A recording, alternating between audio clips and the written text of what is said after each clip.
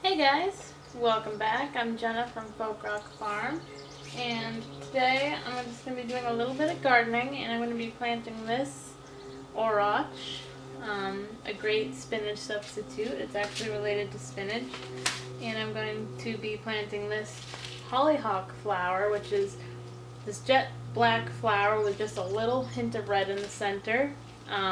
This is a biennial flower, so I'll plant it this year and it won't send flowers up till next year, but they're beautiful. I've never grown them before myself, but I've seen people grow them, and they're gorgeous. They get like 10 feet tall, so which is pretty cool. So both of these seeds and a lot of the seeds I buy, I actually get from Baker Creek. I look through this catalog pretty much all winter, and if you have any interest in gardening or heirlooms or anything of that nature, I highly recommend Baker Creek Seeds. It's rareseeds.com. Get yourself this catalog, and this is like the best reading in my opinion. I could just sit there and go through all the different varieties of things for hours, and it's really cool because being heirlooms, everything has a backstory. It's got a region where it's from. It's got certain groups of people who have grown it throughout the centuries. It's just really cool when it comes to heirlooms. There's usually a pretty good story with them too.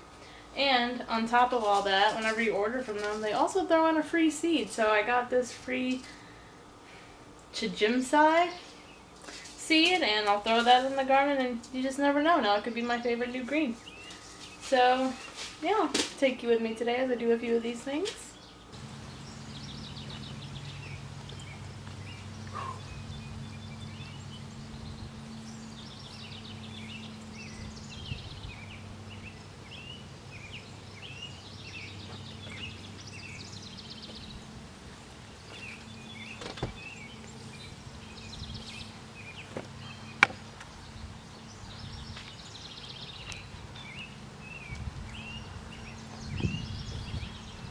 So whenever you're planting anything, a lot of times the instructions come right on the back. So if you're not sure about spacing or seed depth or when you should be planting it, there's a good chance the information will be right on the back of your seed packet. If not, Google is a very reliable source for that information.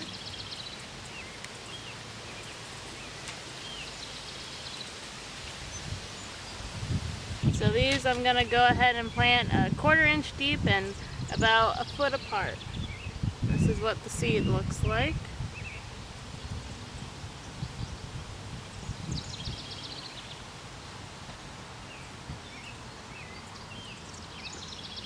Now when you're seeding anything, it's always a good idea to put more seeds than you actually need in the soil.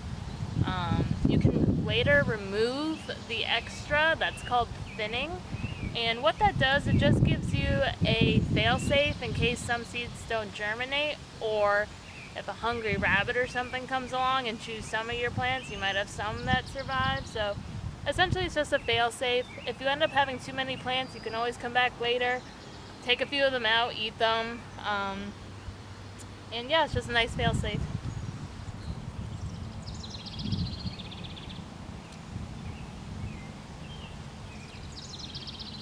I'm just covering them back up with a little bit of soil, just pinching it over the top.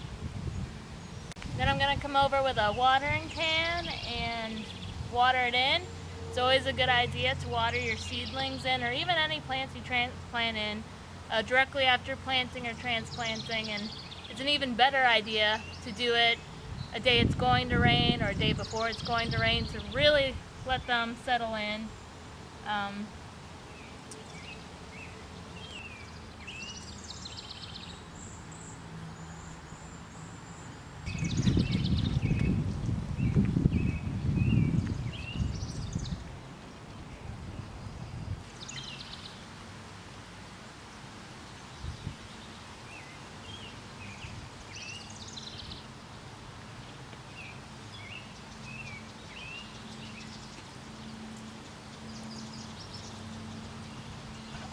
So this garden bed was actually the very first garden bed that Rory and I put in when we moved in.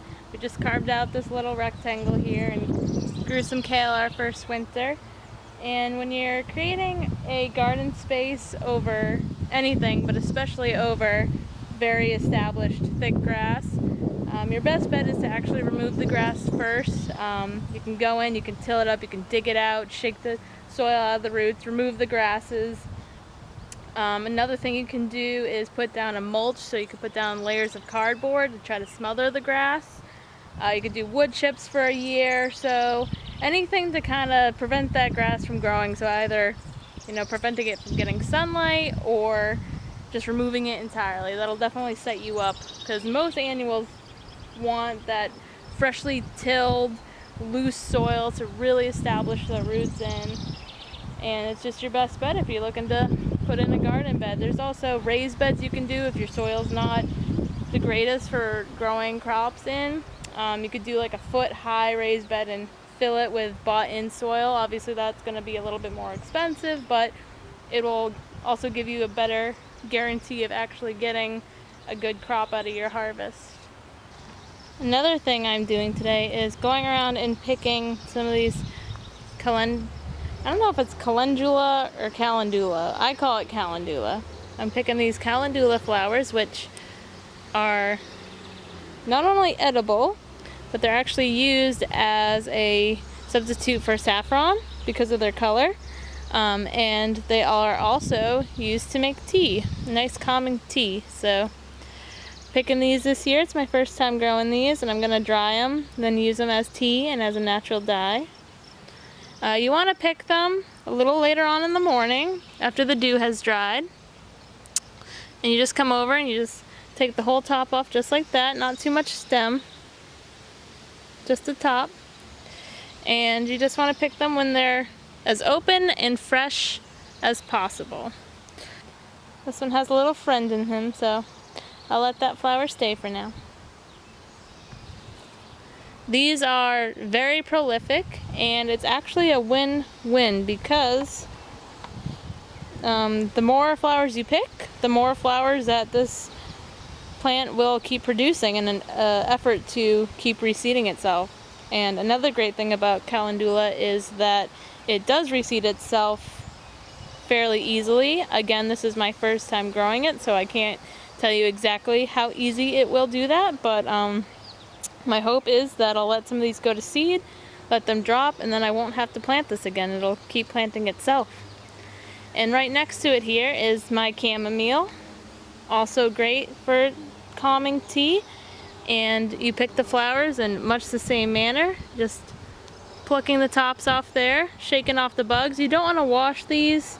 I'm sure you can, but I'm not going to wash them. I'm just going to let them dry naturally, and I think they'll dry a lot better if you don't wash them. I feel like washing flowers kind of starts to make them lose their integrity a bit. And then right over here we have the borage flower, which I planted last year, not this year, and it has successfully reseeded itself.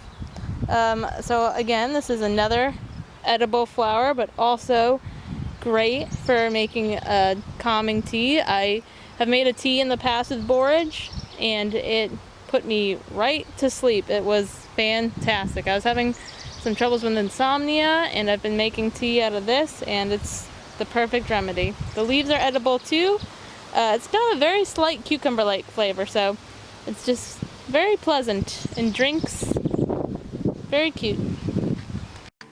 So this is the drying rack I got to dry my herbs and flowers on. So I have the calendula in the back there, some chamomile over here, borage, and then borage leaves. I'm also planning on picking some herbs, some oregano and sage and thyme, and drying it either in this manner or hanging it in bunches. I haven't quite decided yet, but this is perfect for flowers because you pick the individual flower and you want them to have plenty of ventilation. So I also have the fan going above me too. And you can probably hear Rory singing upstairs. Hey, love. So there's another thing that I must show you guys. I am absolutely geeking over. And that's this marvelous thing right here.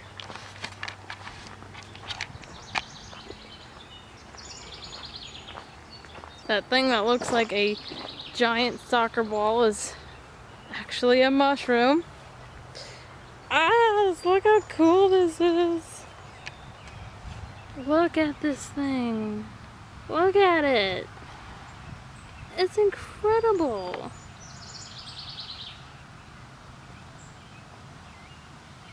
So, if we're not mistaken, this is the puffball mushroom. And there's a couple of them coming along.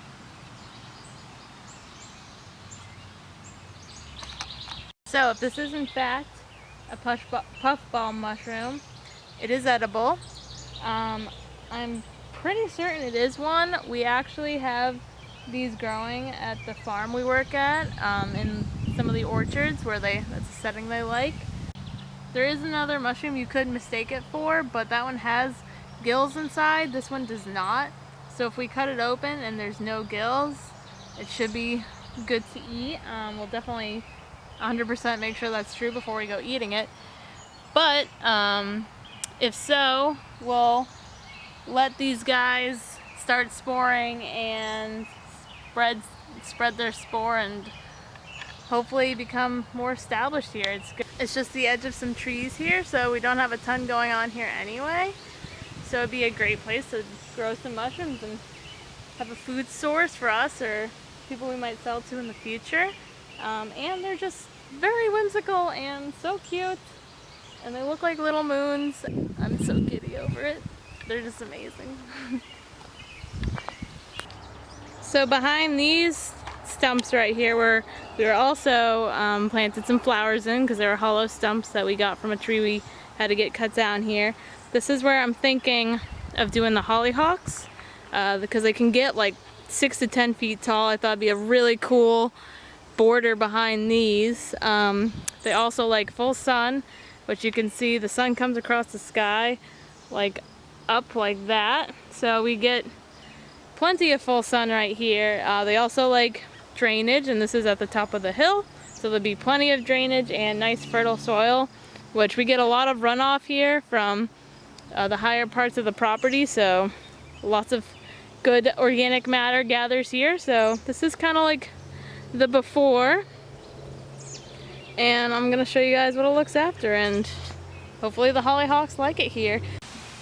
Alright, so I have gone through, pulled out all the biggest weeds, and then followed with a weed whacker to kind of chop everything down, make things easier to see, make a shovel easier to go into the soil. I did choose to leave these strawberries that I kind of forgot we threw in back here to see that they would do, and they're kind of really enjoying themselves back here. So I'm gonna see if them and the hollyhocks can kind of coexist behind these stumps here, which works out because the strawberries might act as a ground cover. They don't get too tall, and of course the hollyhocks get very tall.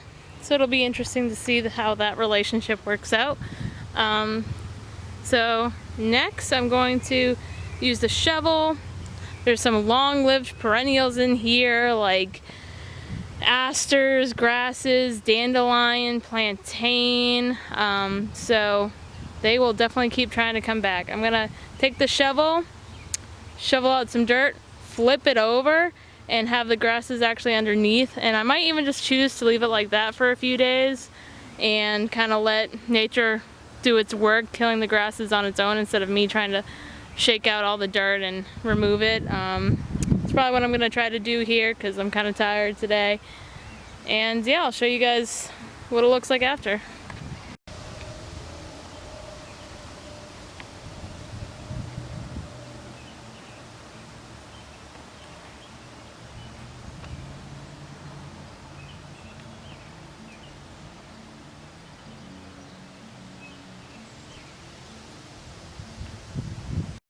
So one thing I've already noticed with this spot is that, unsurprisingly, it's pretty gravelly considering a lot of the runoff comes from the driveway to this very spot.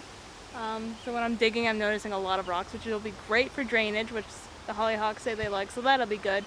But I am going to go ahead and add some compost to it and some slow release fertilizer to just improve the soil quality before I go ahead and plant. And like I said, I'm going to let it sit like this for a few days, and I'll probably come back do this again, make sure the soil is really nice, creamy, incorporate the compost and the fertilizer, and we'll get ready to plant.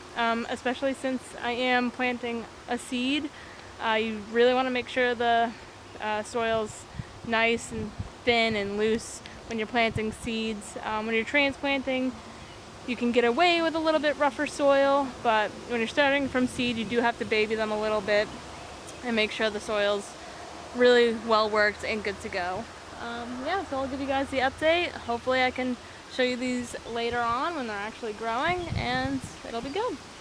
But that's it for today. Thanks for watching, and we'll see you next time. Happy gardening!